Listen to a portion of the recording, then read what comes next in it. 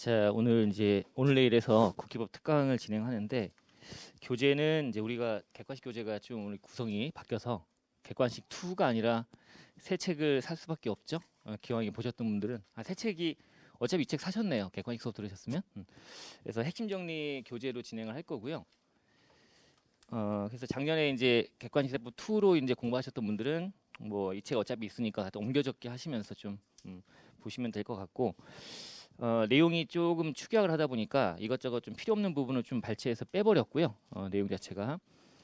그래서 조세 총론 쪽도 좀 빼서 시작하면서 총론 쪽 얘기는 제가 조금 하고 얹어서 볼 것들은 말씀을 드릴 테니까 좀 판서를 하는 걸 좀 적으실 필요가 좀 있을 것 같아요. 조금씩은 그런 게 있고, 그리고 오늘 진행은 오늘 내일 할 때 우리 핵심 정리 쪽은 OX 문제들이 실려 있잖아요. 그래서 이번에는 OX 문제도 좀 푸는 걸로 시간을 좀 세이브한 거를 그쪽에 써서 같이 좀 풀어보면서 체크하는 걸로 그렇게 진행할게요.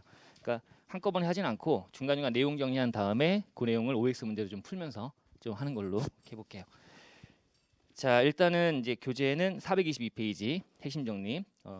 국기법 총론부터 시작하는데, 그래도 총론 조세 전반적인 총론에 관련 얘기를 잠깐만 한 2가지만 얘기해보고 그리고 국기법 총론 들어갈게요.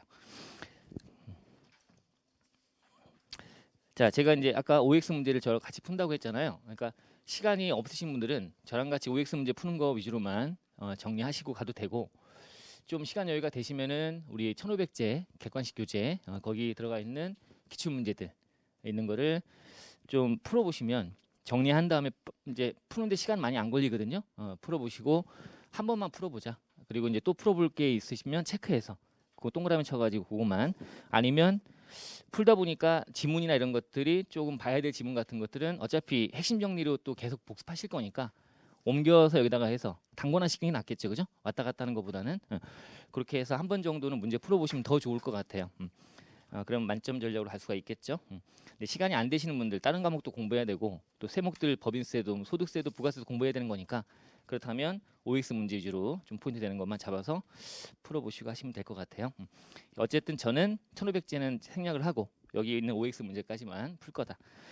자, 일단은 교재에 없는 내용이고요. 조세 총론인데, 자, 조세 총론은 뭐 시험에 요것만 단도로 출제된다 가능성 뭐 있긴 하지만 거의 희박하죠. 근데 어쨌든 앞으로 오늘 내일 전개할 때 좀 필요한 부분이니까 조세 전반적인 총론 얘기 안에서 2가지를 좀 가져가 보는데요. 첫 번째는, 자, 이제 우리가 조세법이라고 하는 거를 계속 공부하고 계시잖아요, 그죠? 조세법에 관련된 원칙이 있어요. 자, 그 안에 이제 2대 원칙이라고 부르는데 이게 조세 법률주의가 있고요, 조세 평등주의가 있어요. 자, 세금은 일단 거둘 수밖에 없어, 그죠? 우리나라는 조세 국가에 살고 있기 때문에 조세로 재정을 충당하기 때문에 세금을 걷는 건 당연히 해야 돼요. 그럼 받아들이긴 하는데, 근데 나는 되게 싫거든요. 그러면 이제 조세 저항을 좀 없애기 위해서 국민들 모두가 합치된 어떤 의견을 만들어야 되는데, 그게 다 모여서 만들기 어려우니까 국회의원들이 입법을 해서 법률의 규정을 두어서 세금을 걷어가는 거죠, 그죠? 그러면 기본적인 취지는 예측 가능성, 다들 얻어맞긴 할 텐데 이런 상황에 처하면 세금을 내는구나, 알고 얻어맞게 하자, 그죠? 그래서 일단 조세 법률주의라는 게 등장해요. 그래서 첫 번째 원칙이 조세 법률주의예요.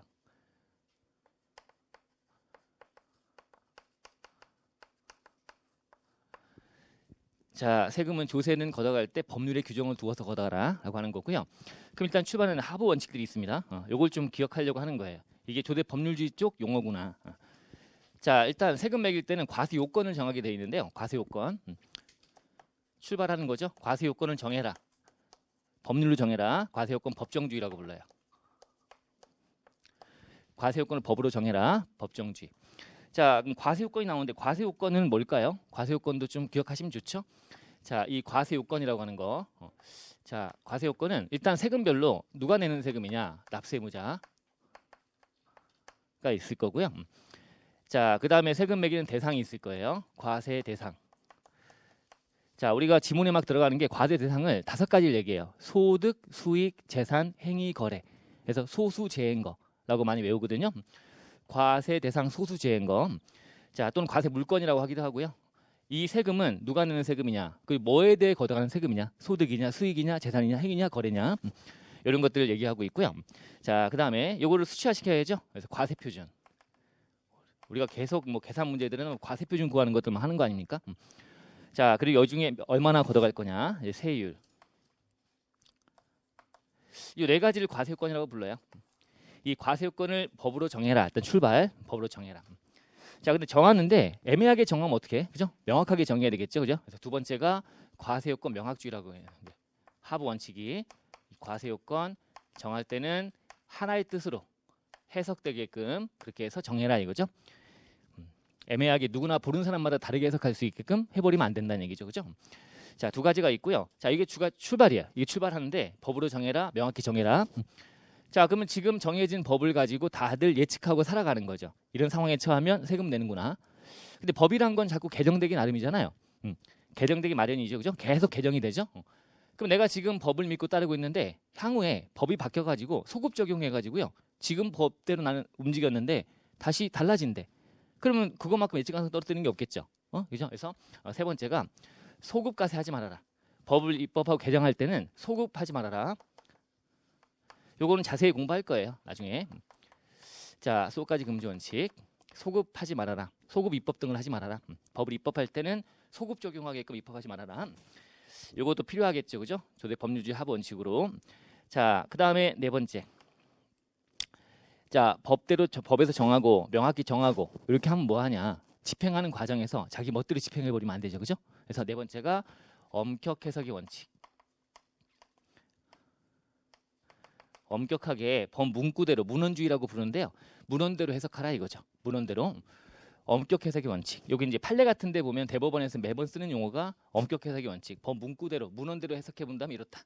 다툼이 있을 때 엄격 해석의 원칙이고요. 또 하나 뭐 같이 좀 정리하면 되는 게 합법성 원칙이라는 것도 있어요. 합법성 원칙. 자, 법대로 집행을 하라는 얘기죠. 법대로 집행하라, 따라라 이거죠. 과세 관청에서 지 멋대로 하면 안 된다. 합법성 원칙. 요거까지 지켜져야지만 조대 법률주의가 다 온전히 지켜지는 게 될 거예요. 이런 것들이 법률주의 하부 원칙이라고 보시면 돼요. 어렵진 않죠, 그죠? 이해를 좀 하시면 되고요. 그 다음에 또 2대 원칙이 이제 하나가 조대 평등주의예요.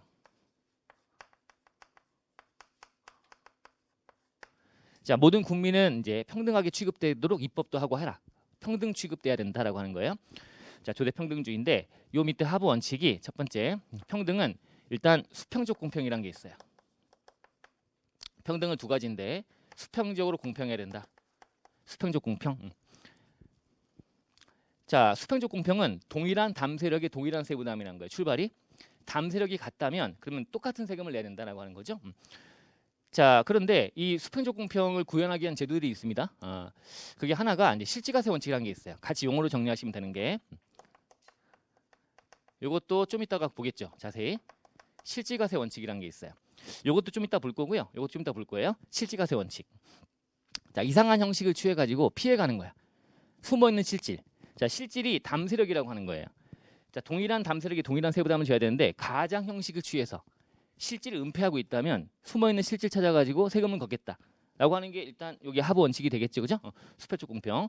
동일한 담세력이 동일한 세부담을 줘야 되는데 그 담세력을 이제 가장해서 숨기고 있다면 찾아내 갖고 제대로 하겠다. 실지과세 원칙. 좀 이따가 자세히 보시고요. 자, 여기 같이 실과 바늘처럼 따라다니는 게 부계부라고요. 부계부. 법인세법이나 소득세법 등 계속 공부하시면 부계부 공부하잖아요. 부당이계산 부인. 그게 요거에 대한 거죠, 그죠? 그래서 같이 따라다니는 게 부계부. 부계부 줄여 쓸게요. 부당이계산 부인. 자, 이런 것들 이 두 가지가 이제 수평적 공평을 구현하는 지금 현재 제도들이다라고 보시면 돼요. 부계부. 뭐 부당이계산 부인은 법인세법 등 할 때 많이 아시니까. 뭐 대표적인 게 뭐 저가양도. 자, 회사에 이제 주주가 있는데 주주가 배당을 받아가요. 배당 받아가면 세금 내죠. 그게 싫으니까 회사는 거래하는 거야. 그래서 시가 10억짜리를 이거를 싸게 사가는 거. 법인 자산을 싸게 9억에 사가는 거예요. 1억만큼 싸게. 자, 1억만큼 배당 받으면 세금 내니까 그거를 거래 행위를 통해 가장해 가지고 1억의 배당을 챙겨가더라. 그죠? 그럼 이거를 법인세법에서는 부당이계산 부인 적용해서 저가 양도하게 되면 1억만큼 차익을 그죠? 입금 산입해 버리고 배당 처분 등 해서 배당 소득으로 만들어 버리잖아요. 그죠? 결국은 배당 받으거나 진비 없게 만들어 버리는 거죠. 그죠? 그래서 똑같이 만든다. 이게 부계부. 자, 이렇게 보시면 되고요. 두 번째. 공평은 수평적 공평도 있지만 또 못지않게 중요한 것이 수시적 공평. 그래서 내가 1,000만 원 벌었는데 세금 100만 원 내더라. 1억 벌면 세금 1,000만 원 10%씩이네. 공평하네? 이게 아니라 내가 10% 내면 나보다 10배 더 버는 자들은 20, 30배 정도의 세금을 내는 게 맞다. 그죠? 이게 누진세일 구조가 그렇죠. 그죠? 그래서 이게 수시적 공평이라는 것도 있어요.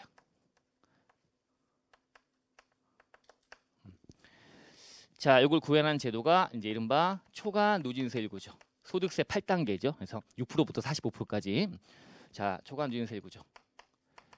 들어보니까 부가가세라는 세금은 되게 이게 문제잖아요. 그죠? 역진적인 문제. 오히려 반대로 가버리는 거죠. 그죠? 누구나가 10%가 공평한 게 아닌 거예요. 그죠? 그래서 면세도 만들고 개별 소비세도 과세해서 부자들이 고소득자가 소득 많은 자들이 소비하는 행위는 한 번 더 세금 때려버리는 자 그런 것도 있고 자 여기 있고 또 이렇게 용어할 때 응능부담의 원칙이라는 게 나와요. 응능부담의 원칙. 이것도 여기 관련된 얘기로 보시면 돼요. 부담 능력에 따른 과세다. 10배나 더 벌고 있어? 부담력이 훨씬 커졌네. 그럼 세금도 10배 더 내면 안 되고 20배, 30배 더 내라. 이런 개념. 자, 이런 것들이 섞여가지고요. 성격이 다른 걸 찾는 게 이제 문제가 과거에 나온 적이 있어요. 그래서 어차피 조세 법률주의 관련된 이런 얘기들은 뒤 연결돼서도 나오니까 해서 이렇게 겸사겸사해서 정리해 놓으면 좋겠어요. 그죠? 조세 법률주의 하부 원칙, 평등주의 안에 하부 원칙 4가지. 이것도 거의 4가지. 하나 더 얹어서 말씀드리긴 했지만 이게 조세법의 원칙이다라고 보시면 돼요. 자, 이거 하나 보셨고요. 두 번째. 총론 쪽에서 조금 이제 조세 총론에서 필요한 부분이 자, 조세법에 관련된 법원이에요. 법원을 법의 존재 형식이라고 부르는데 자, 나보고 세금 내래요. 아, 그럼 뭘 근거로 나한테 세금을 걷어가는 걸 했을 때 과세관청에서 이거 이러니까 세금 걷는 거야? 라고 할 수 있는 법의 존재 형식. 법대로 세금 내라고 할 때 그 법이 어떤 범위까지가 법이냐라고 하는 거죠. 이게 법원. 이른바 법원성이 있다 없다 이렇게 얘기하는데 자, 우리가 일단 법 그러면 제일 상위법이 뭐죠? 첫 번째가 헌법이죠. 1번 헌법. 헌법은 당연히 법원성이 있어요. 조세 관련된 것도 헌법에서 일단 기본적으로 우리 국민의 재산권을 보호해 준 게 헌법이지만 거기서도 일단 세금을 걷는 수밖에 없으니까 조세의 종목과 세율은 법률을 정해라. 법률에 정해서 걷어가라 이렇게 하면서 힘을 실어주고 있거든요. 그래서 헌법도 법원성이 있다고 얘기해요. 당연히 최상위법으로서. 그러면 당연히 두 번째가 대표적인 법률이겠죠. 법률. 국회에서 제정하는 법률. 법률에 규정을 두어서 세금을 걷어가는 거니까 법대로 걷어가는 대표적인 것이 법률일 거예요. 헌법, 법률. 자, 근데 법률에다가 모든 규정을 다 세세하게 담을 수가 없어. 그래서 이제 세 번째가 위임을 하는데 이게 명령에다 위임을 해요. 이 명령 안에는 이제 시행령도 있고요. 대통령이 발하는 시행령. 그다음에 각 부처 장관이 하는 장관령인 시행규칙이란 게 있습니다. 여러분들이 공부하는 것들은 대다수가 시행령과 시행규칙을 공부하는 거예요. 이게 서식 같은 것들인데 영향을 많이 받고 주로 이제 시행령이란 거를 자 공부를 하죠. 어쨌든 법률에서 명령에다가 이렇게 위임을 하고 있습니다. 위임해가지고 이제 명령. 원래 법에 다 규정을 둬야 되는데 이게 그때그때 변해가는 어떤 경제 환경이나 등에 바로바로 발맞춰서 하려면 시행령은 바로바로 고칠 수가 있지 않습니까? 그죠? 그래서 여기다 위임을 해가지고 이렇게 운영하고 있다. 자, 이런 게 법원성 있는 것들이 헌법, 법률, 명령. 자, 근데 참고로 지방세 쪽으로 가시면 지방세, 지자체 의회가 있고 지자체장이 있죠. 여기도 국회가 있고 대통령이 있는 거 아닙니까? 그죠? 또 장관이 있고 이런 것처럼 지자체 안에 가 보면 이제 지자체 의회에서 하는 것이 조례가 있어요. 조례가 있고 그다음에 명령 역할을 하는 것이 이제 지자장이 하는 게 이제 규칙이라는 게 있습니다. 조례와 규칙. 이게 이제 지자체 안에서는 법원성 있다고 해요. 지자체를 벗어나 버리면 경기도에서 하는 조례가 이게 충청도로 가게 되면 영향이 없는 거죠. 그죠? 경기도 안에서만 하겠다는 거. 지자체 안에서만 그 지자체 장이 바라는 지자체 의회가 또는 지자장이 하는 것들이니까 그 지자체 안에서만 법원성이 있다. 이거 참고하시면 되고요. 이런 것들이 법원성 있는 것들이야. 자, 근데 네 번째. 자, 행정규칙인데요. 행정규칙. 이게 이제 훈령이나 예규통첩 같은 것들이에요. 이런 것들은 기본 통칙 같은 것들. 자꾸 이제 납세자들이 궁금해하니까 자꾸 질의하고 막 그러면 이런 것들에서 보통 자주 물어보는 질문이니까 이거는 통칙화시켜 법조 형식을 떼서 기본 통칙을 만들기도 하고요. 또는 내부적으로 국세청장이 이제 일선 행정 처리하는 세무서에다가 이런 때 이렇게 해. 자꾸 물어보는데 여기 세무서 저기 세무서 다르게 처리하면 안 되니까 일관성 있게 이렇게 처리해라고 하는 내부적인 지침에 불과해요. 이게 법원성이 있다고 하지 않습니다. 법원성은 없어요. 행정규칙은 법원성이 없는 거야. 얘는 법원성이 없다. 자, 헌법 법률 명령까지는 법원성이 있지만 행정규칙은 법원성이 없다. 요거 하나 기억해 놓으시고요. 자, 다섯 번째. 그럼 판례는 법원성이 있을까요? 판례? 예. 판례는 법원성 있냐 얘기할 때 판례는 우리가 이제 판례들이 뭐 심판례 같은 걸로 해서 불복이다. 뭐 우리가 또 내일 또 공부하시겠지만 우리가 이의 신청이나 심사 청구 이런 거 들어가서 이제 불복 절차를 거친 다음에 이게 내 뜻을 제대로 받아주지 않으면 그러면 억울하니까 이제 소송으로 가는 거죠. 이때 행정 소송 가는 거예요. 그다음에 고등법원까지 가고요. 안 되면 마지막에 거치는 게 대법원이에요. 그럼 대법원 다음엔 거칠 데가 없어요. 그럼 끝나버린 거죠, 이제. 그죠? 그래서 대법원까지 갔으면 이제 매듭지어 끝나버린 거야. 자, 그럼 고등법원 판례, 행정법원 판례 또는 심판례 같은 것들은 법원성이 없어요. 대법원까지 가면 달라질 수 있기 때문에 대법원 판례는 법원성이 있는 거죠. 해석하기를. 그래서 판례 중에는 대법원 판례만 법원성이 있다. 요게 법원성이 있는 거예요. 대법원 판례만 요거만 법원성이 있다. 자, 그래서 대법원 판례가 뒤집어지면 이제 대법원 판례가 이제 딱 끝났으니까 이걸로 다들 받아들이고 있는데 자체적으로 대법원에서 우리가 여태까지 했던 건 잘못된 것 같다. 앞으로 이렇게 하겠다라고 뒤집어지면 큰 사건인 거죠, 이제. 그죠? 이런 것들이 이제 세법학 나중에 공부하거나 2차 세무사 공부하시면 그럼 이제 의미가 있고 한 것들이죠. 어쨌든 판례 여섯 번째. 자, 이제 조약은요. 나라마다 맺은 조약은 당연히 법원성이 있겠죠, 그죠? 조약도 법원성이 있겠죠. 조약 법원성이 있고요. 자, 일곱 번째. 자, 관습법은 법원성이 있을까요? 관습법 여기 법원성이 없어요. 관습법은 법원성이 없어요. 우리는 성문법 국가예요. 관습법이 아닙니다. 그래서 관습법은 법원성이 없다. 이것도 기억해 놓으시고요. 자, 또는 뭐 조리 이런 것도 하는데 조리는 사물의 당연한 이치 이렇게 부르는 거니까 조리는 뭐 당연히 뭐 우리가 상식이다라고 봐도 되는 거고 당연히 따르고 있는 거니까 그런 것들. 자, 어쨌든 뭐 이게 아닌 것들 행정규칙은 법원성이 없다. 관습법도 없다. 기억하시고 나머지는 법원성 있는 것들이다. 판례는 대법원 판례만 법원성이 있다. 이렇게 좀 챙겨 놓으시면 좋을 것 같아요. 자, 두 가지를 조대 총론에 얘기하는 걸로 좀 가져와 봤고요. 요거는 교재 없으니까 조금 메모해 놓으시고 자, 넘어가시면 될 것 같고요. 이제 들어가 볼게요. 422페이지 가시면 자, 이제 국기법으로 들어옵니다. 이제 국기법 안에서의 총론이 먼저 나오네요. 그죠?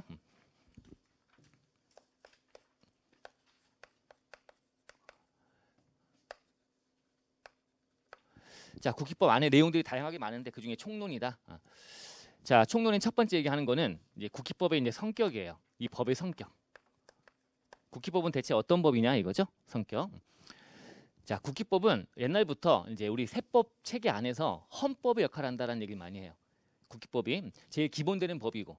그래서 개별 여러 가지 세법들, 다른 세법들, 여러 가지 세법들에서 공통적인 사항을 그때그때 법마다 계속 법인세법에도 소득세법에도 규정을 막 두게 되면 법전이 두꺼워지니까 그 공통적인 사항을 몰아서 하나의 법으로 만들자라고 하는 거예요. 그래서 일단 첫 번째 성격이 총칙법이다라고 하는 거예요. 총칙법. 총칙의 역할을 하는 법이다라고 하는 거죠. 각종의 법들 중에 총칙 역할을 하는 법이다. 총칙법 성격이 있다. 그래서 일반되고 공통되는 사항을 다 몰아놨다 이거죠. 자, 총칙법 성격이 있다고 하고요. 두 번째, 또 이 국기법 내용에 들어가 보면 그러면 이제 불복 절차.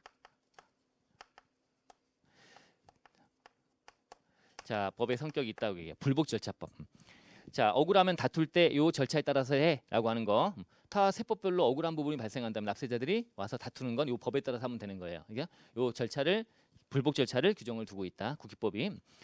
자, 요 두 가지를 보통 얘기했었는데 최근 들어서는 이제 납세자 권리 같은 것도 들어가고요.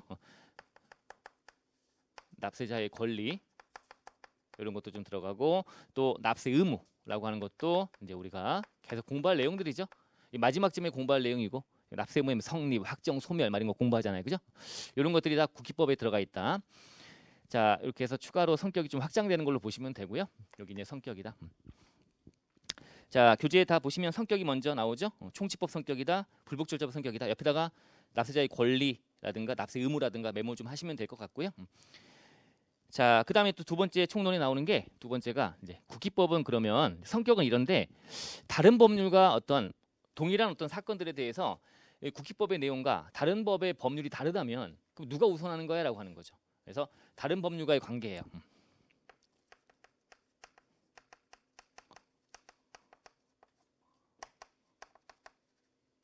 다른 법률과의 관계. 누가 우선할 거냐라고 하는 겁니다. 자, 첫 번째는 자, 국기법이 이제 뭐 개별세법 등 다른 법률 일단 출발 다른 법률들, 세법에 나오는 뭐 법인세법이라든가 소유세법 등의 개별세법들, 다른 법률과의 관계. 자, 이게 좀 최근에 이제 몇 년 전에 뒤집어져 가지고 아까 얘기했지만 국기법은 헌법의 성격이 있다라고 해서 국기법 우선의 원칙이라는 게 있었어요. 그래서 다른 세법에다가는 국기법과 어긋나는 규정을 둘 수 없다. 무조건 국기법에 따라라. 근데 어긋나는 다른 법률의 규정을 두는 걸 허용할게 17가지. 그걸 앞잡아서 막 외우고 막 그랬거든요. 근데 지금은 그렇게 외울 필요는 없다. 지금은 입장이 바뀌어서 국기법이 다른 법률과 관계해서 다른 법률에 별도의 어떤 규정을 두고 있는 경우를 제외하고는 국기법에 따른다. 이렇게 바꿨어 입장을. 180도 바뀐 거죠. 다른 법률 우선하는 거야. 여기 별도의 규정이 있다면 따르는 거고 없다면 국기법에 따르라고 돼 있기 때문에 한 발짝 물러난 겁니다. 입장이 바뀌었어요. 좀 기억해 놓으시고요. 자, 그러나 여전히 뭐 다른 법률에 과거부터 17가지 정도의 별도의 규정을 두고 있던 것들이 이제 우리 공부하다 보면 계속 나오게 되고 문구 중간중간에 다른 법률에 별도의 규정을 두고 있음 이렇게 표현이 나올 거예요. 그러면 그냥 참고하시면서 아, 그렇지. 이런 관계에서 얘가 우선하는 걸로 과거부터 규정을 두고 있던 거구나. 근데 지금 어쨌든 얘가 다 우선하고 이게 규정이 없을 때 이 문구 그대로 교재 가 보시면 1번 자, 그 표현 그대로 다른 세법에 별도의 규정이 있는 경우를 제외하고는 표현 기억해 놓으세요. 제외하고는 국기법에 따른다. 여기 규정이 있으면 얘에 따르는 거니까 국기법이 뒤로 물러나는 거죠. 그죠? 후순위가 되는 거다 이거죠. 자, 여기 있고 일단 출발. 자, 두 번째. 자, 또 국기법과 다른 법 중에 관세법이란 게 있다는 거죠. 자, 우리가 국세 얘기를 좀 이따가 이제 할 텐데 용어 정리하면서 이때 관세라고 하는 거는요. 관세는 국세에 포함이 안 됩니다. 얘는 별도의 이제 관세는 입장 그 특징이 좀 다른 거잖아요. 수출 관련해서 관세 매기고 하는 것들이니까 특수한 어떤 분야죠. 이 분야에서 별도의 법을 두고 있다면 그러면 당연히 국기법은 후순위가 될 거예요. 그죠? 상황이 다른 어떤 독특한 상황이라고 보시면 돼요. 그리고 관세법 안에는 관세법 총칙이란 게 있어요. 그 총칙이란 거 안에서 이 내용들 다 자기만의 어떤 틀을 잡고 있기 때문에 이거는 얘가 우선한다라고 돼 있는 거예요. 자, 보시고 세 번째. 자, 국기법하고 행정심판법이란 게 있어요. 행정소송법. 행정소송법. 자, 행정심판 관련된 얘기인데 자, 행정소송법과 국기법 관계는 이게 이제 우리 뒤에 불복제도를 공부할 거거든요. 그 안에 나온 얘기야. 3번하고 4번 다 마찬가지인데 그쪽에서 공부하시면 되는 건데요. 자, 행정소송법에서는 그러니까 행정처리, 그러니까 과세관청도 행정청이죠. 그죠? 구청이나 마찬가지. 국가기관으로서 행정청이잖아요. 행정청에서 나한테 하는 행정 업무가 내가 마음에 안 들어. 그럼 이제 싸워보는 거. 싸워보는 거 할 때 소송으로 바로 갈 거냐? 소송 바로 갈 거냐? 근데 소송하기 전에 그 행정청에다 다시 한번 이거 잘못된 거 아닙니까? 한번 두드려보고 할 거냐? 이거 따질 때 일반 행정소송법에서는 행정심판 전치주의라고 하는 게 삭제가 됐어요. 행정심판을 거치고 와. 관할 행정청에 가서 먼저 한번 두드리고 소송으로 와. 이렇게 했는데 두드려봤자 거의 99%가 받아주지 않는다. 일반 행정처리가. 그래서 법에서 갔다가 올 필요 없고 나한테 바로 와. 행정소송으로 바로 와. 바로 법원에 와. 라고 하는 걸로 바뀌었는데 근데 국기법에는 봤지만 불복절차법 이 절차가 이의신청이나 심사심판 청구 이런 것들 공부할 거란 말이에요. 그죠? 그래서 그런 제도가 여기 있어요. 그걸 거쳐야지만 갈 수 있는 거야. 소송으로. 바로 못 가고. 그럼 얘랑 다르단 말이죠. 국기법 안에는 불복절차법이라는 게 존재한단 말이죠. 소송 가기 전에 과세관청이나 국세청에다가 두드려 보는 거예요. 이거 잘못된 거 아니에요? 봤더니 국세행정 업무는 워낙 그 행정 업무의 양이 많고 빈도가 높고 그리고 또 걸러지는 경우가 상당수가 걸러지더라. 과세관청에서 하는 업무가 사람이 하다 보니까 잘못된 게 있으면 고쳐지고 법원까지 안 오더라 이거죠. 많이 걸러지더라. 또는 걸러지지 않고 소송으로 오더라도 중간에 불복 절차를 통해서 뭐 쟁점이 뭔지가 서로 다투는 내용이 명확하게 된다는 거죠. 쟁점이 명확해. 소송에서 법원에서 판사가 판결하기 쉽다는 거예요. 아, 이렇게 해서 이걸로 싸우고 있구나. 이 내용을 바로 캐치할 수 있으니까. 그래서 그런 장점들이 있기 때문에 그래서 여전히 국세에 관련된 세법 관련 얘기는 다른 행정청의 업무에 관련된 소송법에 적용을 하지 않고 여기는 바로 소송 갈 수 있는데 우리는 소송을 바로 못 가는 거야. 불복 절차에 거치지 않으면 소송을 못 가요. 이제 뒤에 보시면 되고 어쨌든 그래서 얘가 우선한다라고 하는 거예요. 근데 이제 국기법에 불복 절차를 막 규정을 두고 있는데 그 안에 선택할 수 있는 게 감사원 심사청구라는 게 있거든요. 감사원 쪽으로 갈 수도 있어. 나는 이 국세청이 못 믿겠어. 어차피 그래서 난 감사원이랑 별도에 어떤 사정기관 아닌가 감사원이? 그래서 거기다가 얘기해가지고 한번 다퉈볼 거야. 그러면 갈 길이 달라지는 거예요 이제. 그럼 이제 국기법에 따른 불복 절차를 취하지 않고 감사원법에 따른 심사청구를 했다면 다른 거예요. 근데 갈 길을 선택할 수 있으니까 네 번째 이런 얘기합니다. 이제 국기법과 감사원법 여기에 마찰이 발생하는 거는 그 불복 관련 얘기밖에 없는데 얘도 할 수 있고 얘도 할 수 있고 이쪽으로 갔다면 이쪽으로 가는 거고 이쪽 거쳤다가 소송 가는 거고 우리 쪽 국기법은 이 불복 자체 거쳤다가 소송 가는 거니까 이거 선택할 수 있어요. 동격인 거죠. 그래서 이거 감사원법은 얘가 선택적 지위에 있다고 그래요. 선택적 지위에 있다. 이런 얘기를 표현하는 거죠. 선택적 지위에 있다. 둘 중에 뭘로 갈지. 다 이게 불복 절차 관련 얘기 뒤에 공부하시면 알게 되는 얘기다. 자연스럽게. 자 보시고. 자 여기 다른 법률과 관계. 자 됐고요. 422페이지 가시면 그 법률과 관계 봤죠? 자 그다음에 이제 국기법의 2조에 가보면 각종의 이제 앞으로 국기법에서 쓸 용어들을 정의하고 있어요. 용어의 정의죠. 용어의 정의. 자 이제 용어의 정의.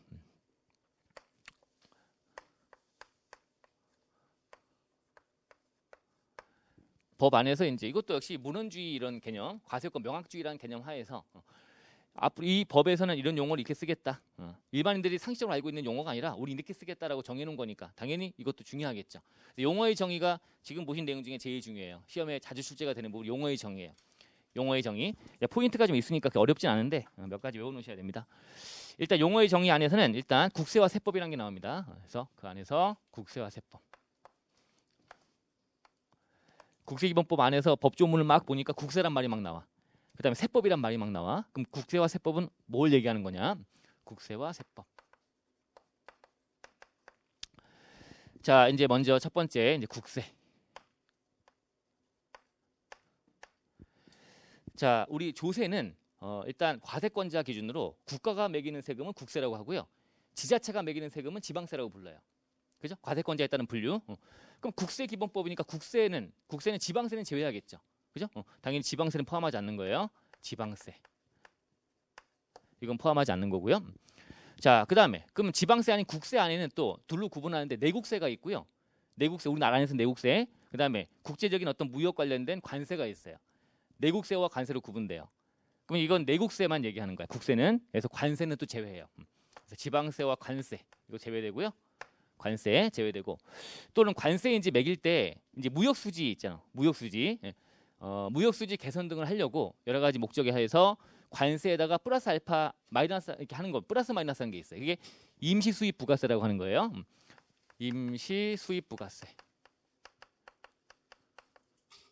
수입에 대해서 관세 매길 때 여기다가 덧붙여서 이제 그래서 관세를 더 플러스 알파 해버리니까 아무래도 수입이 좀 줄어들겠죠. 그 무역 수지가 개선되겠죠, 그죠? 이런 목적이 하는 거다라고 보시면 돼요. 자, 그래서 일단 국세 그러면 지방세는 당연히 빠지는 거고 이게 두 개 구분이니까 국세 안에서 내국세와 관세가 있는데 관세는 빠진다. 내국세. 그래서 국세기본법을 내국세기본법이라고 부르기도 해요. 내국세. 그리고 관세 덧붙는 거니까 어차피 같이 가는 거니까 이건 제외. 그래서 지방세, 관세 이런 거 수입부가세 이건 제외. 제외하고 이제 국세가 이제 각종의 세목들일 텐데 13가지 세목이 존재해요. 법인세, 소득세, 부가가세 뭐 이런 게 증권거래세, 인지세, 종부세 이런 것들 다 국세에 들어갑니다. 이런 것들 종부세 같은 것도 그리고 개별소비세, 뭐 환경세 뭐 이런 거 있죠. 이런 것들 등등이 13가지 세목으로 들어가 있어요. 요게 국세, 요거 빠지는 것 좀 보시면 되고요. 13가지 세목이 국세다. 그럼 아까 이제 조세 법률주의 그러면 당연히 이제 세금을 걷어가는 세목별로 근거되는 법률이 존재하죠. 이제 그게 세법인 거야. 요 세목들별로 근거되는 법률들이 하나씩 있습니다. 그래서 자, 두 번째가 이제 세법 그러면 요 세목들별로 이제 근거가 되는 어떤 개별세법이라는 게 존재해요. 법인세법 등등 개별세법. 여기 이제 12가지가 존재합니다. 12가지 개별세법이 존재해요. 세목은 13가지인데 얘는 12가지예요. 개별세법이. 왜 그러냐면 세목 안에 상속세와 증여세가 어차피 돌아가시면서 살아계시면서 주는 거는 부의 이전은 똑같은 행위이기 때문에 그래서 이걸 하나를 묶어서 상속세 및 증여세법이라고 해버리다 보니까 두 개 세목이 하나의 법으로 통합되어 있다 보니까 세법이 하나 빠져서 12가지 개별세법이 있다고 얘기해요. 아셨죠? 요거에 대한 근거 법률, 조세 법률주의 하에서 걷어가려면 이 세금들을 법의 근거를 두고 걷어간다. 관련 법률. 개별세법이란 게 있고요. 자, 플러스 이제 여기 공통되는 사항이니까 또 몰아놓은 게 당연히 일반세법이란 게 존재해요. 일반세법. 일반세법 안에 이제 뭐가 있냐면 이제 국세기본법, 국기법 지금 보시는 국기법이 있을 거고요. 자, 그다음에 이제 또 국진법도 듣겠죠, 이제 여러분들. 국진법, 국세징수법 이런 게 있고. 자, 그다음에 국제조세 관련된 국조법도 있죠. 이것도 다 특강 들으셔야 되는 사항들이죠. 국기, 국진, 국조. 자, 그다음에 조세범 처벌법, 조처법이라고 부르는 조세범 처벌법. 그래서 이것도 막판에 막 외우고 들어가야 되는 거죠. 세무사 시험 쪽에서 몇 년 이하의 징역, 얼마의 벌금 이런 것들이니까 추측하고 들어가셔야 되는 거고요. 조처법. 자, 그다음에 요거 조세범 처벌법 하부에 처벌 절차법이란 게 있어요. 처절법이라고 부르는데 조세범 처벌 절차법. 이 절차를 관련된 법을 또 두고 있고, 그다음에 마지막이 조특법이라는 법이 있어요. 조세특례 제한법. 그래서 뭔가 특례, 감면 같은 것들 막 잔뜩 넣어놓고 있죠. 조특법. 이런 것들이 다 일반세법이다. 6가지 이렇게 얘기하는데, 자, 그런데 우리 국세기본법의 용어에서 세법이라고 하는 표현을 쓸 때는 요 안에 빠지는 게 있습니다. 국기법이 빠져요. 국세기본법이 빠져요. 여기 빠집니다. 국기법은 제외. 왜 국기법 빠지느냐? 이거는 나니까 나니까 이거는 이법이라고 표현해요. 이법 또는 세법 이렇게 돼 있어요. 이법과 세법. 세법이란 용어 안에는 자기 자신은 빠지는 거죠. 이제 이법이라고 하면 되니까 나 자신이니까 이법이란 표현을 쓰면 되는 거니까 국기법 빠진다. 주의해 놓으시면 되고요. 당연히 국세에서 빠지는 요 국세에 근거된 세법이니까 당연히 뭐 지방세법 빠지겠죠. 지방세법은 세법이라고 부르지 않겠죠? 또는 관세법도 마찬가지. 관세법도 당연히 국세 자체가 아니기 때문에 그래서 세법이라는 용어에서 빠진다. 이것도 빠진다. 이것도 빠진다. 다 빠지는 걸로 보시면 돼요. 이런 것들은 세법이라고 부르지 않는다. 아셨죠? 자, 국세와 세법의 용어를 정리했습니다. 자, 1번, 2번 보신 거고 용어 정의. 자, 3번 원천징수. 원천징수는 뭐 제가 설명할 필요 없는 거죠. 뭐 매번 뭐 소득세 공부할 때 몇 프로 할 거냐 다 공부하고 있는 거니까 소득 지급자가 소득자에게 소득을 줄 때 원천징수 의무를 지는 거죠, 그죠? 자, 돼 있고 그다음에 4번 3번에 원천징수 할 때 가산세까지 원천징수 하지 당연하죠. 가산세 원천징수 한다는 얘기 들어보지 못했죠? 당연한 거고 4번 및 바로 가산세가 나오네. 가산세는 자 행정벌이에요. 쉽게 말하면 이 과세관청도 아까 얘기했지만 행정청의 일환이에요. 우리가 구청에서 뭔가 하라고 국가에서 뭔가 하라고 했는데 잘못하거나 안 하거나 하면 그러면 과태료 등을 물잖아요. 과태료 또는 범칙금 물다든가 이런 게 하잖아요. 그죠? 그랑 마찬가지 가산세도 세법에서 하라는 의무 신고하라, 납부하라 이런 것들 자료를 지키지 않았을 때 가산성이 붙는 거 아닙니까? 그죠? 그럼 의무를 다하지 않은 거에 대한 벌과금 성격이 있는 거예요. 그럼 별도의 이제 범칙금 뭐 고지서 같은 것들 띄워갖고 내면 되는데 우리 아시다시피 가산세는 특이하게도 조세 형식을 취하고 있죠. 그죠? 그래서 국세에 포함한다고 하고 있어요. 원래 국세 아닌데 가산세는 국세 아니에요. 가산세는 걷어가지고 국가 재정을 쓰려고 걷는 게 아니라 어떤 행위 이런 것들 장려하고 어떤 행위를 근절하고 이런 걸 목적으로 하기 때문에 그러나 이제 편하게 뭐 세금별로 다 가산세가 붙을 수가 있으니까 가산세를 넣어가지고 국세로 포함시켜서 그냥 징수하고 있다고 보시면 돼요. 그래서 우리 법인세나 이런 게 보시면 부담세액 나오고 총부담세액 구하는 과정에서 가산세를 더하지 않습니까? 우리 계산 구조에 들어가 버리잖아요. 가산세가. 국세에 포함한다는 얘기지. 다 포함해서 차감납부세액이 되는 거고. 자, 이런 식으로 흘러가니까 해당 국세에 포함한다는 거 문구 기억하시면 돼요. 의무 불이행에 대한 벌과금 성격이 있지만 조세 형식을 빌려서 국세에 포함해서 걷어가 버리는 거다. 약간 독특한 성격을 갖고 있다. 자, 그다음에 강제징수비는 어차피 여러분들 국징법 공부하시면 이제 세금 안 내면 뭘 해요? 세금 안 내면 신고 납부 등을 안 하면 찾아내 가지고 이제 뭘 하죠? 납부 고지를 하죠. 과세관청에서 고지하고 안 내면 납기 또 정해서 독촉장을 또 띄웁니다. 납부 고지한 다음에 독촉을 하고요. 그래도 안 내네요. 그러면 재산에 손을 대기 시작하죠. 강제적으로 이제 강제 징수 들어가는 거야. 압류 그리고 팔아가지고 나눠 갖는 거죠. 압류 매각 청산. 이런 과정에서 압류 비용 또는 매각 비용, 공매 비용 이런 게 발생했다면 그게 강제 징수비인 거예요. 강제징수는 압류, 매각, 청산 과정을 얘기하는 것이고 그때 들어가는 비용이 강제징수비. 아셨죠? 강제징수비. 자, 4번하고 5번 다 뭐 잘못해서 매겨지는 것들이네요. 그죠? 강제징수비도 세금을 내가 제때 안 냈으니까 압류 걸고 등등 국가가 나서갖고 하다 보니까 실비가 들어간 거 아니냐. 강제징수비. 이런 것들은 해당 그 법인 등에다 부담시키는데 법인 이런 거 냈을 때 송금으로 봐야 안 봐요? 송금을 안 보는 겁니다. 가산세도 강제징수비 다 송금물산입 항목이 되는 거예요. 제재니까 잘못해서 뭔가 매기는 거니까 같이 연결해서 생각해 놓으시면 되고요. 자, 그 다음에 지금 방금 강제징수란 말 썼는데 강제징수는 아무나 하는 게 아니야. 일단 국가가 할 수 있고요. 또 지방세 쪽이 지자체가 할 수도 있습니다. 국가, 지자체, 국가 등이니까 거기 포함되는 거고 그 다음에 각종의 공공기관이 할 수 있어요. 국민연금관리공단이나 공사공단들에서 각종의 공기관들이 할 수 있다. 그 외에는 강제징수라고 하는 절차를 직접적으로 자력으로 할 수 없습니다. 내가 얘한테 돈 빌려줬는데 얘가 안 갚네? 그럼 내가 압류 걸어야지. 내가 직접 못해요. 법원의 힘을 빌려야지만 되는 거야. 그래서 자력집행권이라는 게 일반적으로 없어요. 근데 국세와 지방세와 공과금이 자력집행권이 있는 거예요. 그래서 요 세 가지가 있다 보니까 공과금의 정의를 할 때 말로 된 지문에 우리 시험 문제에 여기 나온 대로 국세징수법 등에 규정하는 강제징수, 압류, 매각, 청산 등의 예에 따라 징수할 수 있는 채권 중 일단 국가하는 그죠? 국세 또는 뭐 관세 또는 지방세 등에 관련된 걸 제외한 거 이렇게 돼 있잖아요. 국가, 지자체, 그다음에 공기관 이 세 군데가 강제징수할 수 있는데 국가나 지자체를 빼버리니까 남은 거 이제 공기관이 아닌 공과금 이렇게 정의하고 있는 거예요. 이 표현도 숙지하시면 좋겠어요. 공과금. 자, 공과금. 자, 그다음에 7번 납세자. 이게 상당히 중요하죠. 납세자. 자, 번호는 뭐 여러분 했으니까 2번 해볼까요? 2번 납세자. 납세자가 폭넓은 개념이에요.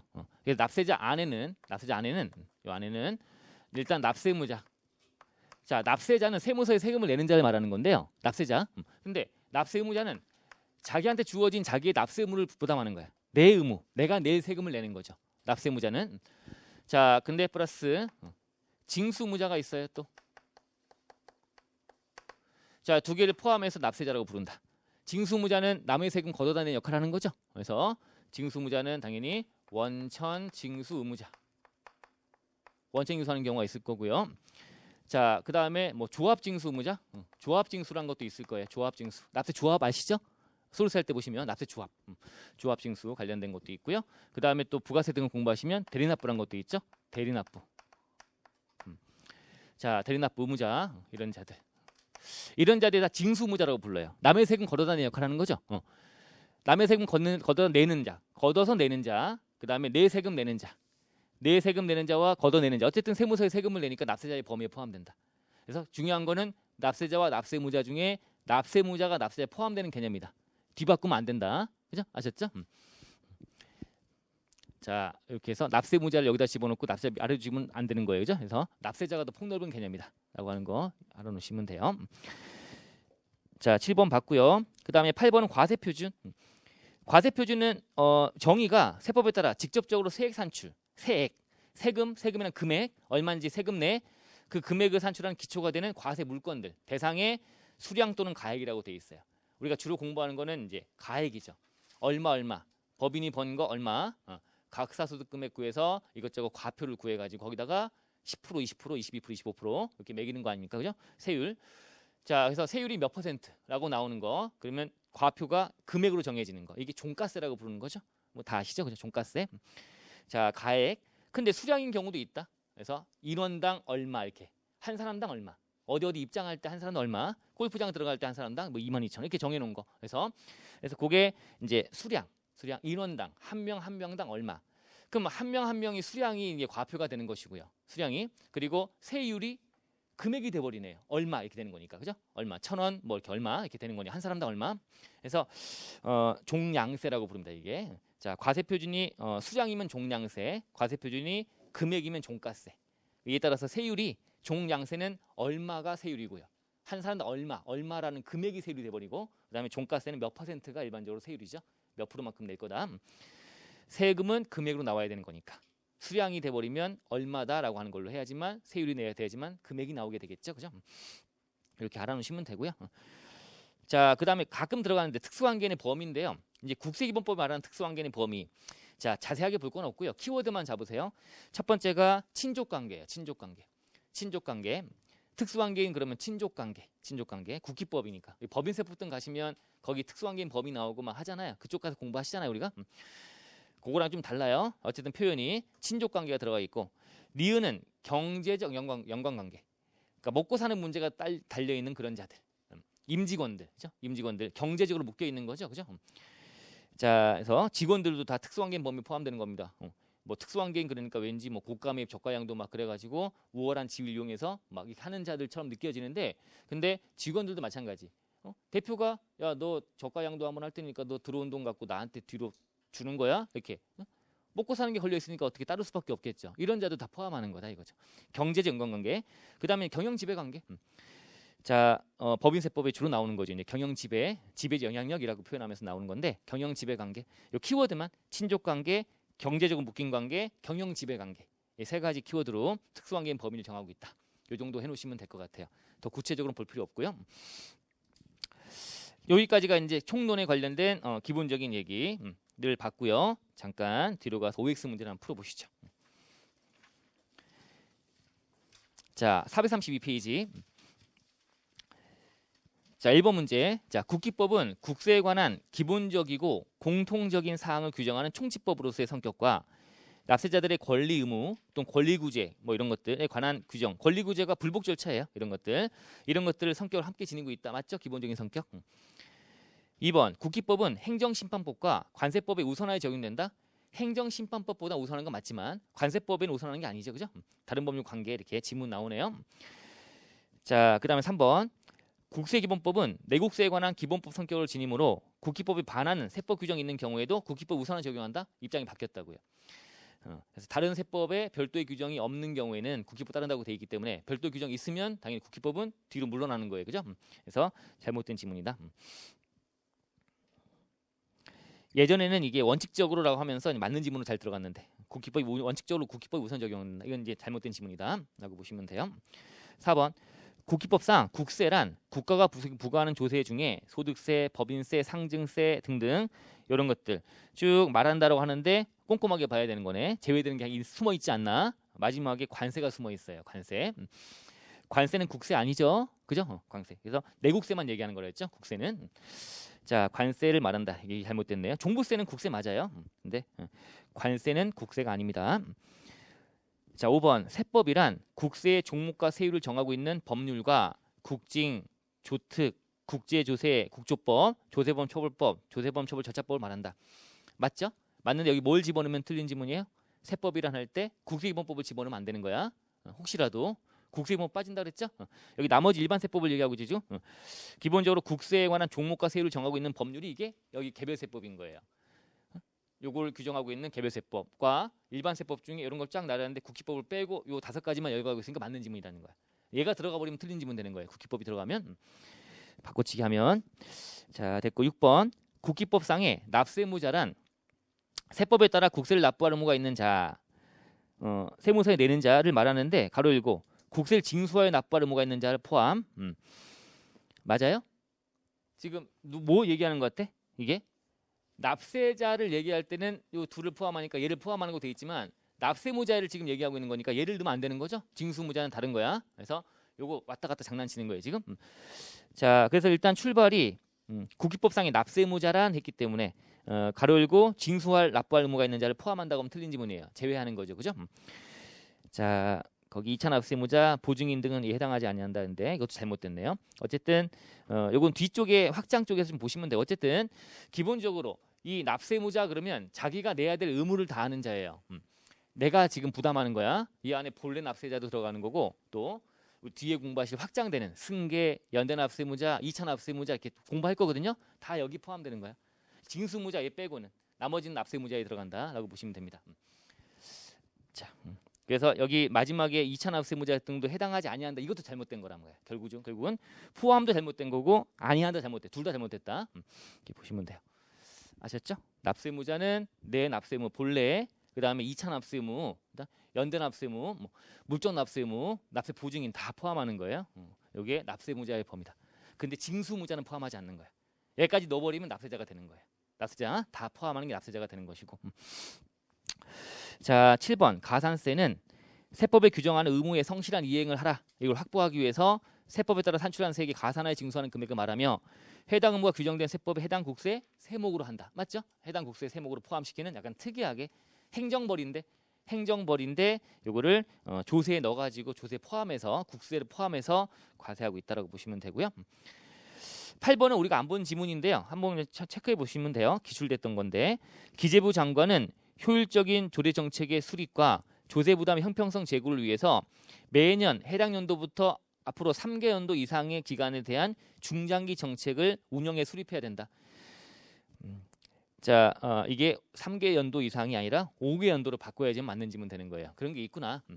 기재부 장관이 자, 뭔가 앞으로의 운용 방향 같은 것들 정해서 운용 계획을 수립할 때는 5개 연도 정도는 계획을 수립하는 게 맞다. 3개 연도 이상이 아니라 5개 연도다. 이런 게 있구나. 하나 얹어서 특이하니까 이렇게 반호심은 여기까지예요. 여기까지가 이제 총론 관련 얘기들 가지고 문제 풀어 보신 거고요.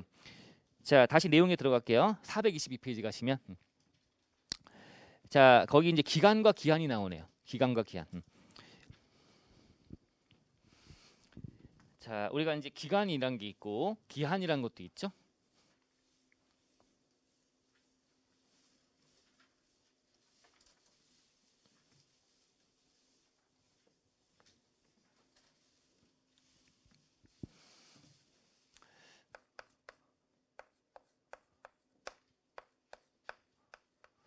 자, 첫 번째 이제 기간이라고 하면 우리 세법에서 이제 국기법이니까 여러 가지 얘기들만 하고 있는 거 아닙니까, 이제?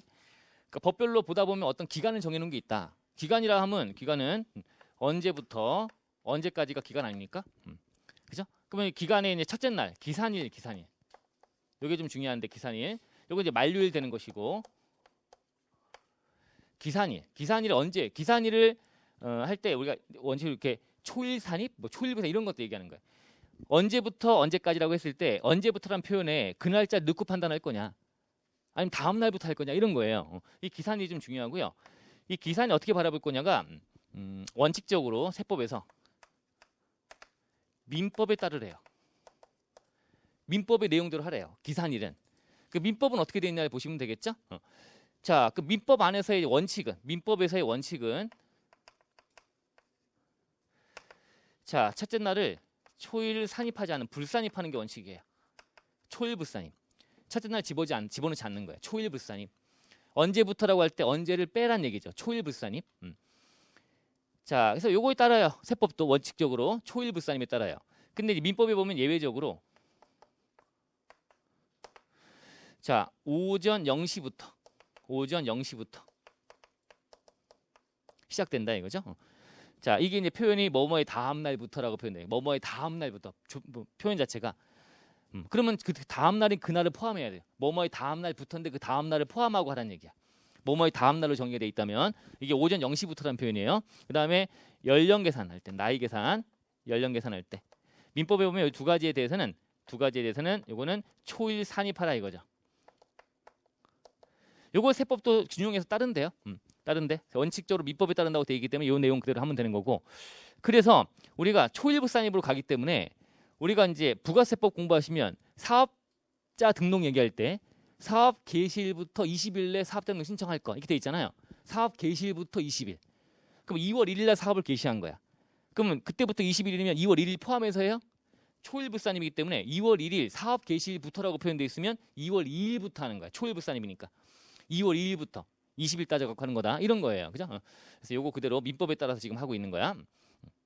근데 또 법조문에 보다 보면 뭐뭐의 다음 날부터 법정 신고기한 다음 날부터 이렇게 돼 있으면 다음 날 법정 신고기한이 법인세는 3월 말까지 만약에 한다. 12월 말 법인이 그러면 4월 1일부터죠. 그날을 포함하라는 얘기. 초일 산입. 뭐뭐의 다음 날부터라고 표현돼 있으면 그 다음 날부터면 초일 산입하는 거다. 그 다음 날을 포함해서 판단하는 거다. 4월 1일부터 날짜 따지는 거다. 아셨죠? 자, 이렇게 되는 거고요. 자, 근데 이제 세법 안에서 이제 예외가 또 있죠. 우리가 알고 있는 예외를 너무나 중요하게 알고 있는 거야. 초일 산입한다는 거를 뭐 할 때? 적수 계산할 때. 예외로 날짜 계산 중에 적수 계산. 여기 이자 계산하는 것들이에요. 간주임대로라든가 등등. 이때는 초일 산입하는 거죠. 자, 보증금 적수할 때, 적수 계산할 때 첫째 날 집어넣잖아. 임대 개시일을 포함해서 하지 않습니까? 그래서 그게 초일 산입이 되는 거죠. 적수 계산 시에는 첫째 날은 초일을 산입하라고 하고 있다 이거죠. 초일 산입하라. 민법에 따른다라고 돼 있는데 예외적으로 적수 계산만은 초일 산입하라. 적수가 붙는 것들은 다 이자율 따지는 이자율, 정기예금 이자율 등등. 이자를 따질 때는 일반 실무가 보니까 돈 빌린 날짜 그날 이자 나가기 시작하고요. 돈 갚은 날짜는 이자 안 낸다는 거야. 돈 빌려오자마자 그날부터 이자가 시작됩니다. 초일 산입이다. 이자율 개념 따질 때는 적수 계산할 때는 초일 산입하는 걸 한다. 이렇게 보시면 돼요. 자, 기산일 좀 생각하시면 되고요. 기간할 때는 자, 두 번째 이제 기한이죠. 기한. 자, 기한은 이제 언제까지 하라는 거 아니겠습니까? 언제까지 하라. 기한 정해서 여태까지 이행하라. 그럼 기한을 정해놓고 있는 것들은 기한 내 하지 않으면 큰 불이익이 따르겠죠. 가산세가 붙다든 거죠. 되게 민감한 거야. 언제까지 하라고 했을 때 세법에서 기한 정해놓고 있다면. 자, 그럼 이제 기한을 따질 때 이제 자 특례 언제까지 하면 되는데 그 중에 특례로 자 첫 번째 볼까요? 첫 번째 자 각종 이제 기한일이 딱 도래했는데 기한일을 봤더니 기한일이 토요일이거나 공휴일이거나 또는 근로자 날이다 이거죠. 기한일이 언제까지 해라 그 날짜 이행하려고 했더니 기한 내 이행해야 되는 거니까 근데 토요일이네 공휴일이네 그죠? 그럼 이행을 못할 거 아니냐 그죠? 관공서의 휴무가 되기도 하고요 등등 하니까 그래서 토공근 이제 이렇게 돼버리면 기한일이 자 되면 다음 날까지로 이제 기한이 연장되는 겁니다. 언제까지 하라? 3월 30일까지 법인세 신고를 지금 해야 되는 거야. 그죠? 3개월 내 하는 거니까. 3월 말이 봤더니 3월 30일이 일요일이네. 그러면 못 하잖아요. 그럼 다음 월요일까지니까 다음 날 4월 2일까지 하면 되는 거죠. 실무적으로 다 지금 그렇게 하고 있습니다. 그렇게 되면 좀 업무할 때도 편하죠, 이제. 하루가 더 벌었다. 여러분 공부할 때도 하루 번 것처럼. 근데 막상 또 해보면 똑같아요. 4월 1일자 되면 또 하루만 더 있으면 좋겠다. 미치겠다. 거기에 맞춰서 살다 보니까 그렇게 되는데 어쨌든 다음 날 기한일이 토공근이면 다음 날 그렇게 해놓으시면 되고요. 자, 두 번째는 언제까지 내가 이행하라고 하는데 이게 우편으로 서류를 제출하는 거 우편으로. 언제까지 해야 되는 3월 30일까지 내가 법인세 신고를 해야 돼. 우편 신고를 하는 거 우편 신고. 그럼 우편 신고하면 우편이 세무서에 3월 30일까지 가야 될 거 아닙니까? 그죠? 그게 불안하잖아. 그죠? 그래서 3월 30일 날 하루 남겨놓고 했어요. 그럼 내일까지 가겠지. 했는데 지나가고 4월 1일 날 도착해버리면 그럼 기한 내 신고 안 한 거니까 가산세가 붙네요. 이게 될 거 아닙니까? 그죠? 우편으로 제출하는 것도 약간 기한일 맞추는 게 좀 쉽지 않아. 애매하고 막 그래. 불안하기도 하고. 그래서 특례를 만들어 놓은 거예요. 그래서 우편으로 이제 제출하는 거야. 우편 신고. 우편 제출하는 경우에 이때는 서류 제출할 때 우편 제출하게 되면 어떻게 할 거냐? 자, 어떤 기한이 정해져 있는데 언제까지 하라? 자, 근데 우편으로 제출할 때 이때 발신했네? 이때 발신했네요. 자, 근데 기한 지나갖고 이때 도달한 거야. 그 원래 이제 도달주의, 이른바 상대방한테 3월 30일까지 법인세 신고하라 하면 3월 30일까지 도달해야죠. 세무사가 받아볼 수 있게끔 하는 게 맞지만 그게 그 전에 하루 이틀 차이로 뭐 왔다 갔다 하면 되게 불안하기도 하고 막 그러니까 애매하게 다툼도 많을 거다. 그래서 명확하게 하자. 그러면 발신한 날짜로 보자. 그래서 지금 보는 이게 서류 제출, 세무서에 서류를 제출하는 거는 기한에 안 하면 큰일 나는 거니까 이거는 도달주의가 원래 원칙적으로 이게 맞겠지만 발신주의를 하자는 거야. 발신주의. 이때 도달주의로 보지 말고 발신주의 특례라고 불러요. 특례. 원래 원칙은 도달주의가 맞으니까. 그래서 이때는 발신주의 특례.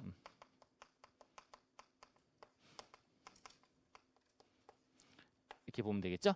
발신주의 특례다.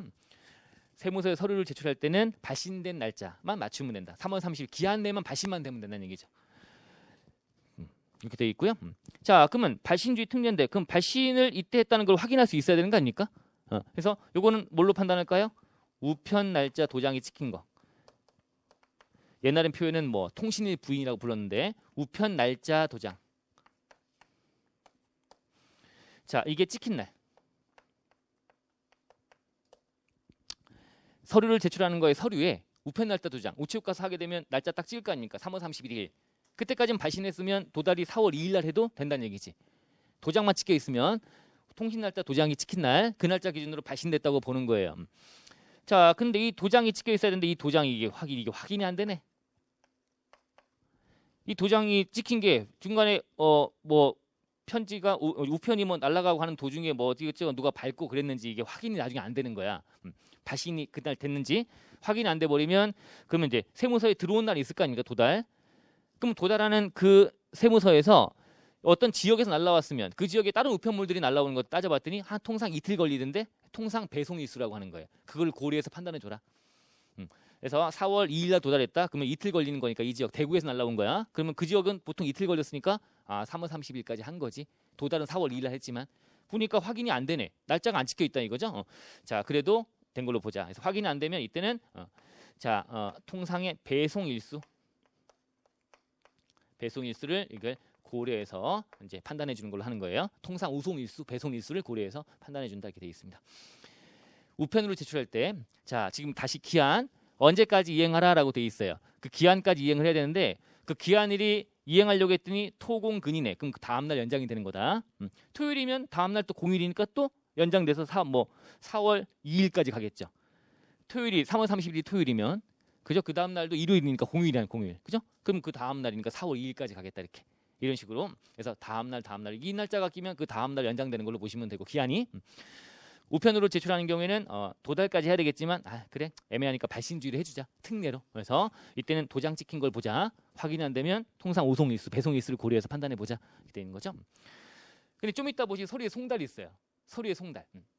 서류 제출이 아니라 납세자가 과세관청에 서류를 보내는 게 아니라 과세관청이 납세자한테 서류를 보내는 서류에 송달이 있는데 그건 당연히 이제 발신주의를 하면 되겠어요?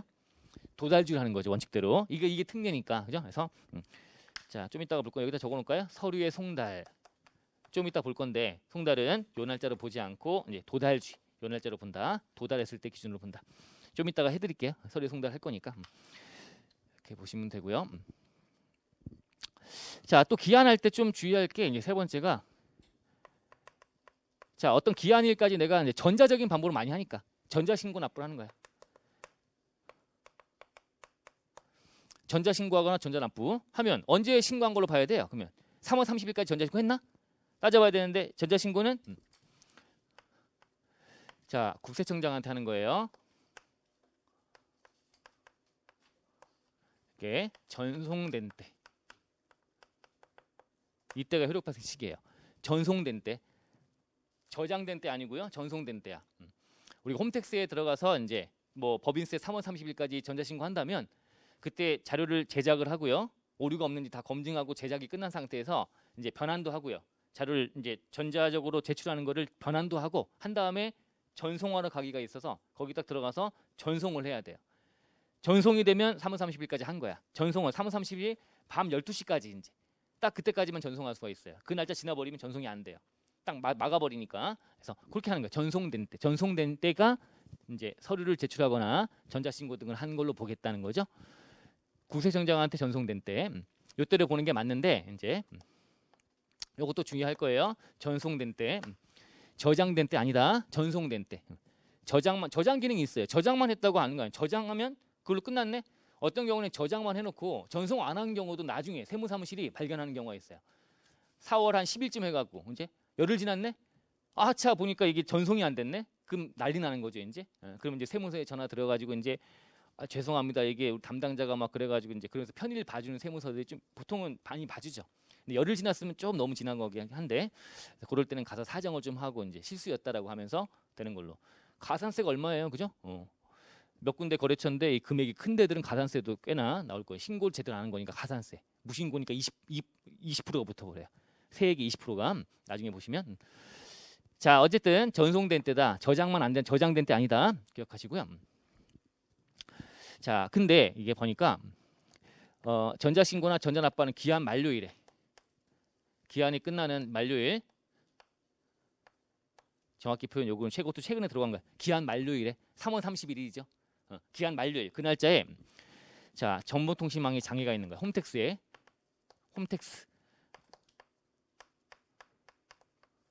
장애가 발생한 거야. 기한 만료일에 홈택스로 전자신고를 해야 되는데 장애가 있어요. 그런 경우는 못 하잖아. 그죠? 이때는 어떻게 할 거냐 이거죠. 기한 만료일에 이 표현이 없다 보니까 3월 30일까지 이행하는 법인세 신고에 대해서 3월 29일쯤에 이게 장애가 있었던 거야. 그러면 3월 31일에는 장애가 해소가 됐어요. 그럼 할 수 있잖아. 근데 장애가 있었다는 이유 갖고 막 연장해달라고 막 그런 사정을 하고 막 그런 거야. 그래서 명확하게 기한 만료일에 즉 3월 30일 법인세 신고면 그 날짜에 정보통신망에 장애가 있어서 전자신고 납부를 못하게 됐다 이거죠. 그러면 이때는 언제로 할 거냐. 자 장애가 나중에 복구가 되겠죠. 장애가 복구된 날 아니고요. 복구돼요. 전자 신고하고 납부 할 수 있게 된 날. 장애가 복구돼서 할 수 있게 된 날도 아니고요. 된 날의 다음 날까지로 연장되는 걸로 보시면 돼요. 장애가 복구되어 전자신고 납부할 수 있게 된 날의 다음 날. 장애가 복구된 것이 자체가 밤 12시 바로 직전에. 그럼 지금 5분밖에 안 남았는데 그 온도계 어떻게 할 거예요? 그죠? 그 다음 날까지 해줘야 되는 거지. 연장을. 장애가 복구된 날 아니고 복구되어 전자신고 납부할 수 있게 된 날도 아니고 그날의 다음 날이다. 아셨죠? 다음 날. 이때까지 연장이 된다. 이때까지 기한이 연장되는 걸 보시면 돼요. 자, 이런 것들이 기한의 어떤 특례라고 보시면 돼. 근데 더 중요한 기한의 특례가 있죠? 자, 그게 자, 교재 가시면 이제 천재 등 기한 연장을 볼 거예요. 423페이지 천재 등으로 인한 기한 연장. 자, 바로 지금까지 본 건 세 가지는 바로 위에 있네요. 기한의 특례. 공휴일 등 토공근 다음 날 우편 서류 제출하는 경우에는 통신사 도장이 찍힌 날 발신주의 특례가 적용이 된다. 전자신고 받죠? 전송된 때 기억하시고 기한의 특례라고 해서 전자신고나 전자 납부하는 기한 만료일에 기한 만료일에 여러 가지로 전자신고할 수 없게 됐다. 장애가 발생했다면 그때는 그 장애가 복구되어 전자신고 납부할 수 있게 된 날의 다음 날. 아셨죠? 별표 다음 날. 그때까지 연장된다. 자, 거기 하나만 잠깐 보시면 그 첨부 서류가 나오네요. 자, 이게 전자신고 등을 하게 되면 우편으로 한 게 아니잖아. 근데 이제 서류 같은 것들이 전자신고에다 포함이 안 되는 것들이 있어요. 이런 것들은 이제 우편으로 제출해줘야 되는 거예요. 나중에라도. 그게 10일 동그라미 10일의 범위에서 기한 연장해가지고요. 전자신고는 했으니까 일단 중요한 것들은 다 들어갔어요. 손익계산서하고 재무상태표하고 가표, 을표, 과표물 세액조림 계산 다 들어갔는데, 근데 그거에 대한 어떤 우편으로 제출할 서류들이 있다는 거죠. 그런 것들은 10일 연장해서 4월 10일까지 하면 되는 거야. 법인세 할 때. 그래서 그때까지 우편으로 제출합니다. 이제 보통 10일의 범위 내에서 연장할 수 있다. 첨부 서류 같은 것들 우편으로 들어가는 것들은 여유 있게 하시면 되는 거죠. 이제 일단 신고는 했으니까, 그죠? 자, 그다음에 이제 3번이 천재 등 기한 연장이라는 거예요. 천재 등 기한 연장. 요게 또 중요하죠.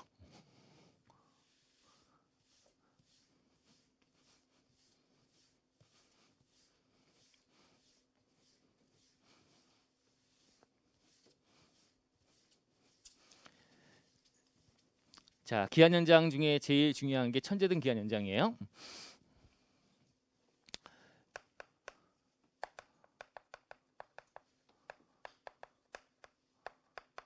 여러 가지 사유를 정해놓고 있고요. 그 천재지변이 발생, 지진 났다든가 뭐죠? 자, 쓰나미가 왔다든가 등에 대한 기한 연장. 천재 등 기한 연장. 자, 이거는 이제 일단 뭐에 대한 게 연장이 되는 거냐면 천재 등 기한 연장은 자, 신고 기한 당일 연장되는 거고요. 또는 어떤 신청하라 이거죠. 불복에 보시면 이의 신청 같은 것들이야. 이의 신청 뭐 이런 것들. 자, 또는 심판 청구 같은 청구. 신고, 신청, 청구 또는 제출, 어딘가 제출하라 이게 의무가 부여된 제출. 그다음에 각종의 어떤 통지 5가지예요. 신고, 신청, 청구, 제출, 통지. 자, 과거에는 납부에 대한 것도 연장된다고 돼 있었고 또는 징수 같은 것도 연장된다고 돼 있다가 징수가 먼저 빠졌고요. 징수 빠졌고 납부도 빠졌어요. 이거 작년에 개정된 사항이죠. 납부도 빠졌어요. 납부에 대한 연장 이런 것들은 국진법, 세금 내는 거는 다 돈 걷어가는 징수 관련된 거다. 그래서 이관돼 버렸어요. 국진법으로. 그래서 지금은 신고, 신청, 청구, 제출, 통지까지. 원래 징수는 국진법이 있으니까 원래 갔었고 최근에 바뀐 것이 납부도 빠졌다.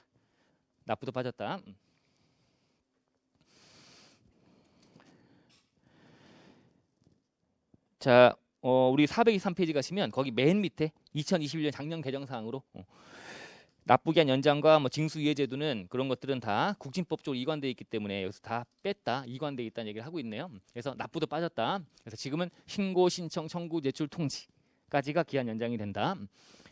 자, 그러면 내용은 뭐냐? 첫 번째, 자, 연장 사유를 먼저 아셔야 되겠죠. 어떤 사유냐? 천재지변 등이라고 돼 있으니까 사유. 자, 사유가 8가지가 있어요. 그래서 교재 가시면 사유들이 1번부터 8번까지가 있죠. 사유, 연장 사유를 어쩔 수 없이 조금 훑어보시면서 안 보고 쓰라고 하면 뭐 그런 시험은 아니니까 우리 시험이 1번부터 8번까지 사유가 쫙 있다. 1번은 당연히 천재지변이겠죠. 천재지변. 2번 가시면 뭐예요? 화재, 전화, 재해, 도난 이런 거죠. 불 났다든가 전쟁 났다든가 전화, 재해가 발생했다든가 도난당했다든가. 2번 자 훑어보는 거예요. 3번은 자 납세자나 동거 가족이 질병이나 중상해 발생해서 자, 그래서 치료가 필요하대요. 이것도 좀 애매하니까 명확하게 6개월이라고 해놨죠. 이제 6개월 이상 장기 치료가 필요하다. 자, 하거나 사망의 상중이다 이거죠. 상중이면 이런 의무를 이행하기 좀 쉽지 않잖아. 신고 제때 못하고 지금 돌아가셔서 아버님이 돌아가셨고 지금 상중인데 어떻게 신고를 제대로 하겠어, 그죠? 경황이 없는데. 그래서 이런 것들.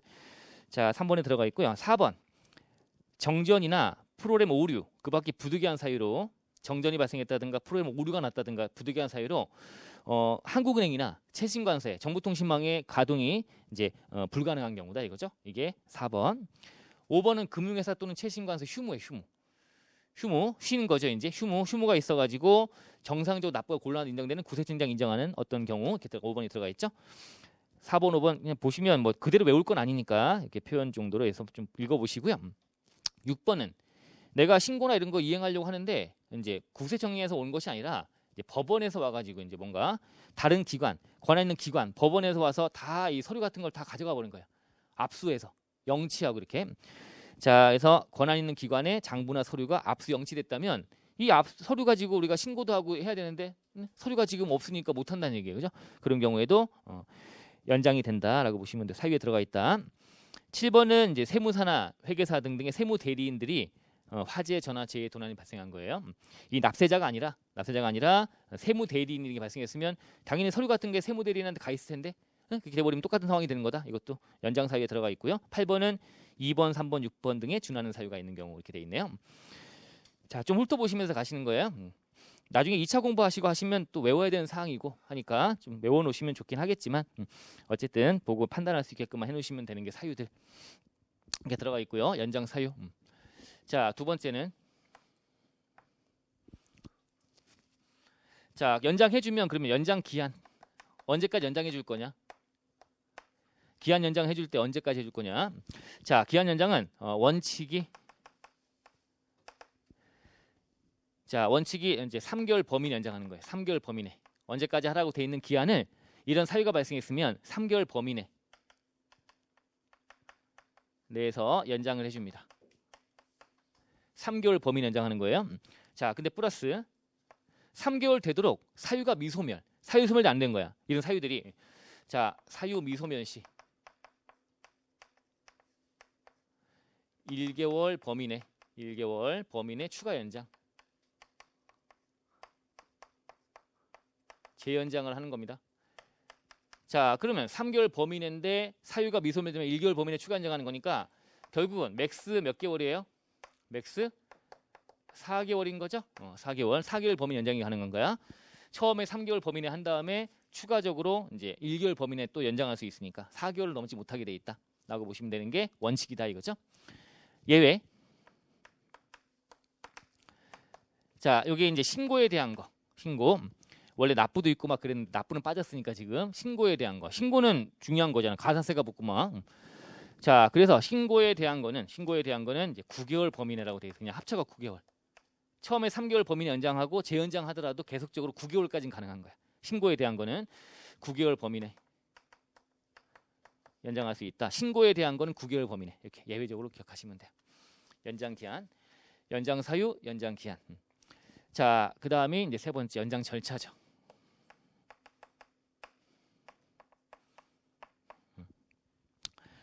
자, 하나 먼저 알아놓을 거 중요한 거 연장 절차. 자, 우리는 연장 이제 해주세요라고 신청하는 경우야. 그런 경우를 쭉 볼 텐데, 자, 직권도 가능. 직권이란 건 뭐야? 알아서 신청 없더라도 직권으로 연장해 주는 게 가능하다는 거죠. 신청한 경우에 하나에서만 연장할 수 있다. 틀린 지문이야. 신청이 하나는 것이 아니라 직권도 가능하다는 거 기억해 놓으시고요. 그다음에 이제 신청하는 경우 일반적이겠죠. 그래서 신청. 첫 번째 이제 신청. 연장 신청합니다. 연장 신청. 연장해 주세요. 신청하는 거예요. 자, 연장 신청은 자, 기한 만료. 기한이 이제 만료되기 전에 신청해야 될 거 아닙니까? 기한 끝나기 전에 만료 3일 전까지. 연장 신청하면 돼요. 기한 만료 3일 전까지. 단.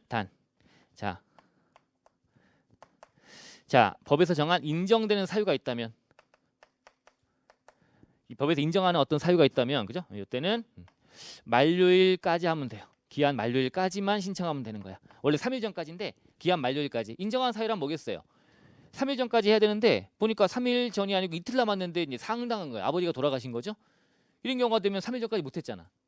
이런 경우라면 만료일까지만 신청하면 된다고 돼. 인정한 사유가 있으면 만료일까지. 기한 만료 3일 전까지 하는 게 원칙이지만 인정된 사유가 있으면 만료일까지 하면 된다. 연장 신청을. 자, 신청을 받으면 이제 두 번째. 자, 가타부터 연장해 줄지 말 건지 승인 통지를 해줘야 되겠죠. 승인 여부. 승인 통지. 연장이 된다면 승인해 줘야 되는 거예요. 이제 승인 통지. 자, 승인 통지는 자, 만료일 전에 하라 이거죠. 만료일 전에. 만료되기 전에 승인 여부 통지해라. 3일 전까지 신청이 들어오면 만료일 전에 그래 승인해 줄게 라고 승인 통지를 해줘야 되는 거야. 만료일 전에. 자, 그리고 만료일 전에 개별 통지하는 게 원칙이에요. 개별 통지. 개별적으로 각각 이제 개별적으로 통지하는 게 원칙이야. 승인 통지가 개별 통지 원칙. 자, 그런데 개별 통지 원칙에 불구하고 최근에 개정돼 들어온 것이 이런 경우는 개별 통지하지 않고요. 그냥 관보나 이런 데 한꺼번에 그냥 공고하면서 통지해 버리는 거야. 자, 개별 통지하는데 단 여기 연결되는 겁니다. 자, 연장 사유 중에 4번 사유. 자, 4번 사유. 연장 사유 4번 사유. 4번 사유가 전국적으로 발생한 거야. 전국적으로 발생한 거야. 4번 사유가 뭐예요? 정전이나 프로그램 오류 이런 걸로 한국은행이나 최신관서에 정보통신망의 가동이 불가능한 경우 들어가 있죠. 거기에 전국적으로 다 정전이 발생하고 전국적으로 이제 프로그램 오류가 막 전국적으로 발생한 거야. 여러분 전국적으로 다들 연장을 할 거 아닙니까, 그죠? 연장하는데 이 경우에는 개별 통지가 필요 없고 그냥 관보나 일간신문 등에다 하는 거야. 이런 거예요. 자, 또는 이제 통지 대상자 통지하려고 하는 통지 대상자가 봤더니 불특정 다수인 거야. 통지를 다수한테 해야 되는 경우다. 이런 경우. 자, 또는 이제 개별적으로 통지하는 게 원칙이지만 개별 통지하려고 했더니 개별 통지에 시간적 여유가 없는 거예요. 요 세 가지. 자, 이런 경우라면 이때는 이제 관보에다가 그냥 또는 일간신문에다가 이걸 공고하는 거죠. 이제 연장해 줄게. 승인했다. 연장된 거다. 승인해 줄게라고 하는 거를 관보나 일간신문에 공고로서 그 개별 통지를 가름할 수 있다고 돼 있어요. 아셨죠? 여기 최근에 들어온 거니까 좀 기억해 놓으시면 좋을 것 같아요. 자, 교재를 가보시면요. 자, 천재등 기한 연장 박스. 자, 거기 있죠. 신고, 신청, 청구, 제출, 통지까지죠. 납부나 징수는 제외. 자, 연장 사유 8가지 봤고요. 연장 기한 3개월 범위 내인데 1개월 범위 내에 추가 연장할 수 있다. 사유가 미소멸되면. 신고 기한 연장만은 9개월 범위 내라고 돼 있다. 연장 방법은 신청도 있고 직권도 가능하네. 별표, 직권 연장 모두 가능하다. 그러면 신청에 따른 연장 절차 등등 할 때는 원칙적으로 기한 만료 3일 전까지 신청하는 거고, 그리고 나면 기한 만료일 전에 통지하는 거고, 그죠? 밑에 동그라미 2번 예외.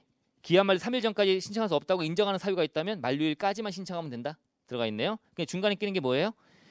이런 경우는 첫 꽃표시 행정기관장은 다음에 사유가 있다면 관보나 일간신문 등에 공고하는 방법으로 개별 통지 등을 가름할 수 있다. 기억은 4번 사유가 전국적 일시 발생. 그다음 리은은 다수, 디귿은 시간 여유가 없을 때 이런 경우에는 관보나 일간신문에다가 공고하는 방법으로 통지할 수 있다. 아셨죠? 이렇게 정리하면 됐네요. 자, 됐어요. 자, 그럼 또 문제 한번 풀어보시죠.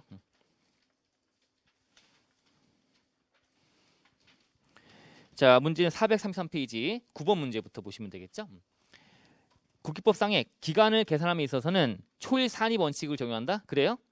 기간 계산 국기법상의 원칙, 민법에 따르니까 초일 불산입 원칙을 따르는 거죠. 초일 산입은 뭐만? 적수 계산만 그런 거라 그랬잖아요. 그죠? 초일 불산입 원칙입니다. 초일 산입이 머릿속에 들어가 있다 보니까 이 지문 보면 또 맞는 지문이다 하시면 안 돼요. 자, 민법에 따르니까 초일 불산입니다. 10번. 세법상 의무 이행의 기간을 8월 10일부터 5일간으로 규정하고 있다면 이에 대한 기산일은 8월 10일입니까? 11일입니까? 초일 불산입니까? 11일부터죠? 자, 그럼 만료일은 15일 된다. 10일, 12, 13, 14, 15. 근데 이게 8월 15일은 뭐지? 이 공휴일도 상식일도 알아야 되는 거네. 공휴일이죠? 법정 공휴일. 공휴일이니까 8월 16일로 하는 거예요. 틀린 지문이 되는 거죠, 이제. 자, 11번. 우편으로 과표 신고서 또는 뭐 수정 신고서나 이런 서류를 제출했대. 우편으로. 그 우편법에 따른 우편 날짜 도장이 찍힌 날. 그죠? 자, 가로 열고 도장이 찍히지 않았거나 분명하지 않다. 훼손돼 가지고 이렇게 확인이 안 된다 그러면 해당 서류가 도달한 날로 되는 것이 아니라 뭘로 한다 그랬지 아까? 통상의 배송 일수를 고려해 갖고 판단하는 거죠. 고려해서 신고되거나 청구된 걸로 본다. 잘못된 지문이에요. 도달한 날 아닙니다. 자, 12번. 신고기한이나 납부기한 만료일에 정보통신망의 정전이나 등등으로 오류가 있고 등등해서 가동이 정지돼서 전자신고 납부할 수 없게 됐다면 그때는 장애가 복구되어 신고 납부할 수 있게 된 날을 기한으로 한다. 들렸네요. 된 날의 다음 날이 다음 날. 자, 13번. 과표 신고나 이런 수정 신고 등 관련된 서류 중 수출입 대금 증명서라든가 입금 증명서라든가 전자신고나 전자청구 등을 할 때 제출해야 되는 서류로서 지정하는 몇 가지 서류 등에 대해서는 며칠 범위 내에 연장할 수 있다 아까? 10일 범위 연장할 수 있다. 자, 전자신고는 했어? 그러면 우편으로 뭔가 제출하는 것들은 서류 제출하는 것들은 10일 범위 연장해 준다라고 돼 있죠. 14번. 납세자가 경영하는 사업에 현저한 손실이 발생했거나 부도 도산 등의 우려가 있는 경우에는 해당 납세 의무에 대한 신고 기한을 총 9개월 넘지 아니하는 범위에서 연장할 수 있다. 이게 틀린 지문으로 지금 넣어놨는데요. 자, 여기 원래 있었던 거야. 여기 아까 연장 사유 안에 여기 4번 정도 사유로 들어가 있었거든요. 이게. 그래서 이게 납세자가 지금 경제적으로 지금 되게 어려운 거다 상황이. 자, 그래서 들어가 있었고요. 요거는 옛날에 들어가 있을 때 요게 지금 신고를 못 하나요? 납부를 못 하나요? 사업에 현저한 손실이 발생했고 부도나 도산 우려가 있대요. 돈이 없는 거지. 돈만 없는 거지. 정신은 바짝 차려야 되는 거 아닙니까? 신고를 할 수 있겠지. 납부에 대한 건 연장된다. 이렇게 들어가 있었어요. 지금 제가 설명드린 게 없잖아요. 이거는 어디로 가 있다? 납부에 대한 거라서 국진법 쪽으로 들어가서 그쪽으로 이관된 거야. 그쪽에 정하는 사유 들어가 있어요. 그래서 아까 1번부터 8번까지 이게 없었던 거야. 아까 정전, 프로그램 오류, 이게요? 천재지변, 화재, 전화, 재해, 도난, 질병 중상해, 사망해, 상중이다 이런 거, 세무사나 이런데 화재, 전화, 재해, 도난 이런 거 안에 지금 들어가 있지 않잖아요, 그죠? 요거 사유가 국진법으로 이관돼 있다. 자, 그래서 요건 인정하지 않는다고 돼 있고요. 자, 14번 지문은 그렇게 중요한 지문 아닌 것 같아요. 이관된 마당에 여기다 넣어가지고 틀린 지문 만들고 할 건 아닌 것 같고, 그래서 국진법 쪽에 들어가서 그쪽의 사유를 좀 기억해 보시고 나중에 하시면 되고요. 15번. 자, 국기법에 따른 기한의 연장은 납세자가 해당 사유가 발생했음을 입증하고 신청하는 경우에 하나에만 적용한다. 그래요? 신청에 한해서만 하는 거 연장은 직권도 가능한 거죠. 그죠? 잘못된 지문. 자, 16번. 납세자나 동거 가족이 질병이나 중상해로 3개월 이상의 치료가 필요하거나 6개월. 국기법은 말장난 많이 쳐요. 그죠? 그래서 6개월 이상의 치료가 필요하거나 사망의 상주인 경우로서 세법에 규정하는 신고를 정해진 기간까지 할 수 없다고 인정하는 경우나 기한 연장을 신청하는 경우에는 자, 인정하는 경우나가 뭐야? 직권으로 할 수 있다는 얘기예요. 직권. 인정하는 경우나 또는 기한 연장을 신청한 경우, 직권과 신청의 경우에 연장할 수 있다. 사유에 들어가 있다 지금. 3개월이 아니고 6개월이다. 그거 바꿔치기 하면 되고 나머지 맞는 지문이네요. 17번. 기한 연장을 받으려는 자는 기한 만료 3일 전까지 문서로 해당 행정기관의 장에게 신청해야 된다. 이 경우에 해당 행정기관 장은 기한 연장을 신청하는 자가 기한 만료 3일 전까지 신청할 수 없다고 인정하는 어떤 사유가 있다면 기한 만료일까지 신청할 수 있다. 그죠? 기한 만료일까지. 인정하는 사유가 있다면 만료일까지 할 수 있다. 이게 들어가 있는 거죠. 그죠? 이렇게 풀어서. 여기까지 보시면 됐어요. 자, 밑에는 서류의 송달 얘기니까 정리하고 이제 문제 풀어보시면 되고요. 자, 여기까지 진행했고 이제 서류의 송달에 관련 주제는 잠깐 쉬었다가 송달 관련 얘기를 보도록 하겠습니다. 예.